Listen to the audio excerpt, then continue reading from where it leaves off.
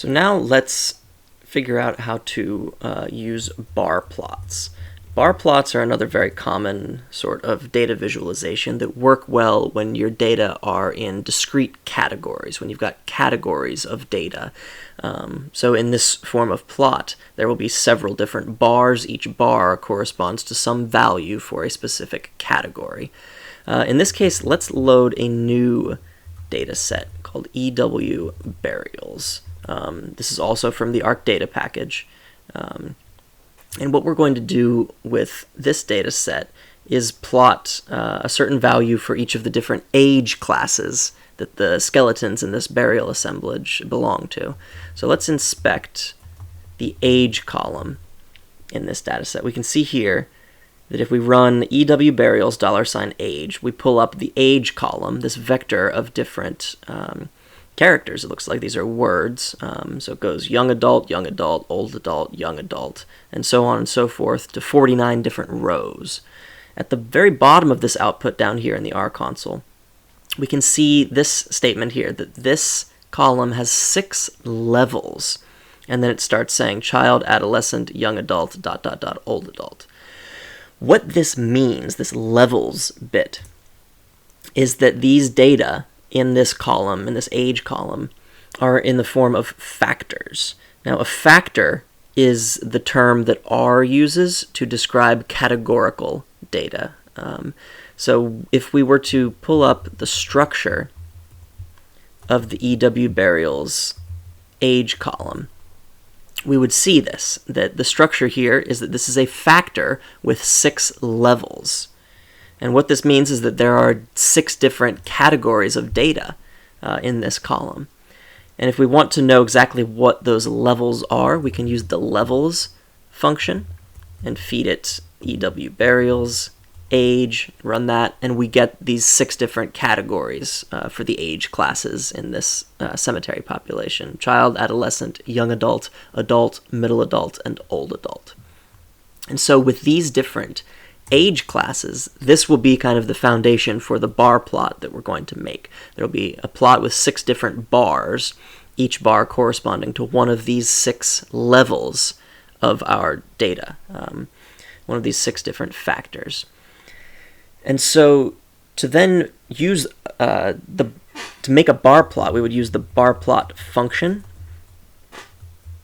but we can't simply feed it this set of data, right? Because all this EW burials $age bit is simply a list of words. And so there's no actual values there to put onto the bar plot.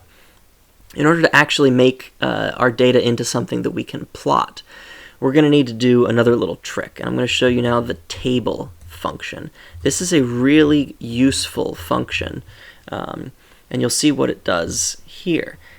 It counts up all of the different instances of the child level in that vector of different factors, age. It then counts up all of the different adolescent instances, all of the instances of young adult, adult, middle adult, and old adult. And you can see here, for example, that there are 2 cases in that column, EW burials age, where there is a child listed. There are 3 different instances with an adolescent, 19 with a young adult. So this table function kind of tabulates all of the different counts of these different factor levels in the data that you feed it. And this is what we really want when we're going to be making a bar plot. We want something like this, where we can show a plot where there's a bar for the child category, and that bar is 2 units high. There's then a bar for the adolescent category that is 3 units high. And so in order to do this, let's take the output from our table function and assign it to an object. Let's just call this object burial data.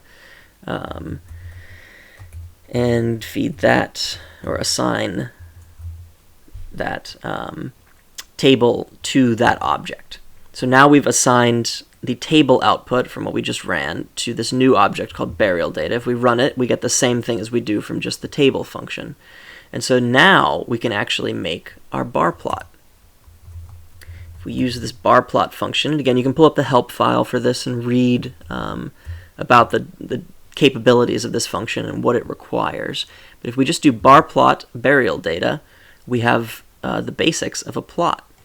So you can see here that there are indeed 6 bars, one corresponding to each of the different age categories in that EW burials $age column. And we've got the counts on the y-axis of how many individuals fall into each of those categories. Now, of course, you can see that this plot doesn't look all that nice. For example, we've only got 3 different labels on the x-axis. And this is because the dimensions of this plot, as we're viewing it right now, are too compressed. R is removing every other label on the x-axis to kind of make room for at least some of them. And so we need to manipulate this a little bit. Let's play with this barplot function that we've got. There's a lot of different things we can do. To start off with, there's an argument within the barplot function called cex.names. Now, cex refers to the size of typically the labels, sometimes the elements of the plot in other senses, and the default value is 1. So if we go less than 1, we're going to make the names in this bar plot smaller, and you can see that just happened. However, we still can't really see all of the values. If I kind of make the dimensions bigger by dragging that window, I can get 5 out of the 6 to appear, but they're still not all there. Let's add another argument to this barplot function. Let's add the horizontal argument and set it equal to true. Now when we make this bar plot, instead of being plotted vertically, the bars will be plotted horizontally. This is just a slightly different way that you can visualize your data, and if you want to switch the labels on what is now the y-axis, what was formerly the x-axis, you can use this LAS argument, which has now flipped those labels, so now they're read from left to right and labeled horizontally. But as you can see, because of the plotting margins now, we can't actually read all of these. We're cutting off the first letter of middle adult, young adult, and a little bit of adolescent. And so let's try to fix that so we can make this plot look a little bit nicer. In order to fix that, we're actually going to need to add the par function, this parameter function, that has, again, a ton of different capabilities, but what we're going to use it for here is to reset the margins. That's the MAR argument within the par function.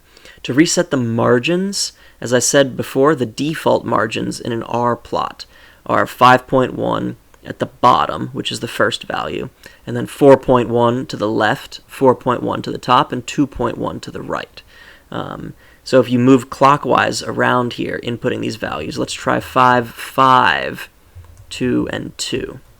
And if we run this, and now run our bar plot, we've resized the margins, and now we can view all of those axis labels a lot more clearly.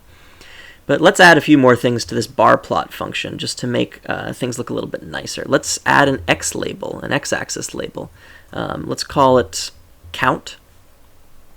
And let's also reset the limit of the x-axis using the xlim argument. Whereas right now it runs from 0 to 15, but we've got that young adult bar that stretches well beyond 15 units. So let's make this xlim run from 0 to 20 and see what happens. Oh, I have a typo here in xlab, which is why I got all of that orange text as an error message. And now, this is looking a lot nicer. If I run all of this again, we've got our nicely labeled count axis on the x-axis now. It runs all the way up to 20, which is larger than the young adult bar. We've got the different labels for each of the bars showing up nice now. We could even extend that margin a little bit more if we wanted to. And we're able to see everything, I think, quite clearly.